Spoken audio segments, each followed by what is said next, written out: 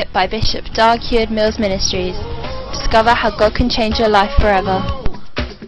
But I believe in miracles. That's why we should teach it. So I hope you understand why I don't go to Kolebu to clear the place. And I hope you understand why I preach it. Because the more that I preach. Papa Hagin said something. He said he went to a church to preach. No miracles, no manifestations, nothing.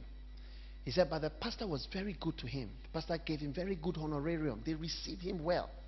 And he said he fasted. Then he went to another church. He fasted and prayed so that there will be a move of God and the Spirit will move. And after fasting, praying, and he was still, pastor received him very well, gave him very good honorarium, received him, clapped, did everything. Still, there was no moving. He had fasted more.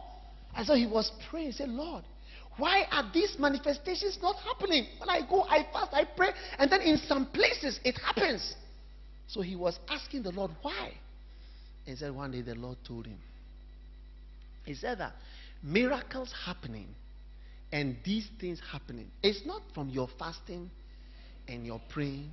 You listen, just stop clapping. It's not from your fasting. It's not from your praying and from your waiting on God. No. He said, it is from the people, from the desire of the people, because there's only one condition in the Bible for spiritual gifts and manifest. He said, desire. Desire.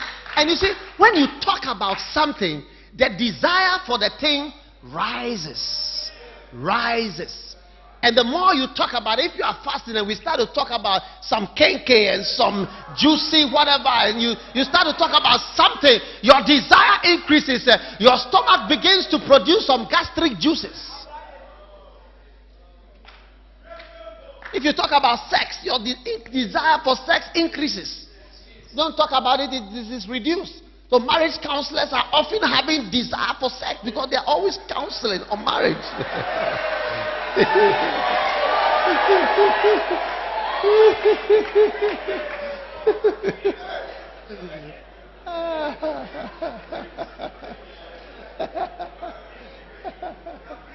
I'm preaching a good message.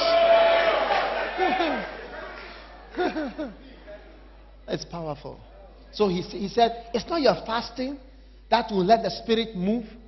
It's not the shouting or whatever. It's the people don't have that desire and that thing stirred up in them to receive. Oh yes. That's why I preach differently at different crowds. Sometimes when I stand, I just feel it's almost like the wind.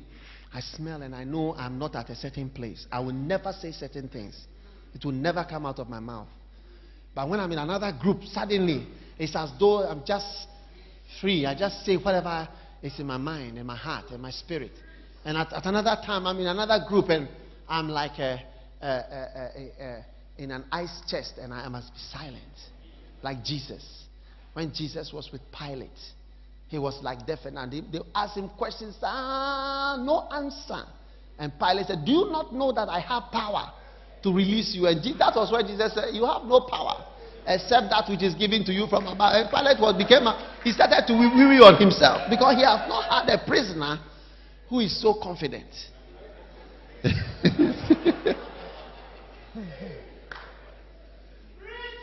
But when he was with his disciples, he could talk and talk and talk and talk and talk and talk. You see all his talking. Eating, then he'll be talking. By the beach, he'll be talking. But when he was with people who did not believe, he became silent like a lamb.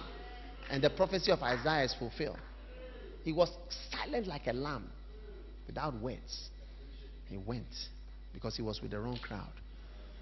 May you be a crowd that can receive, that can believe, that can inhale the presence of God, that can receive of God's power and God's miracles. Oh, Pastor.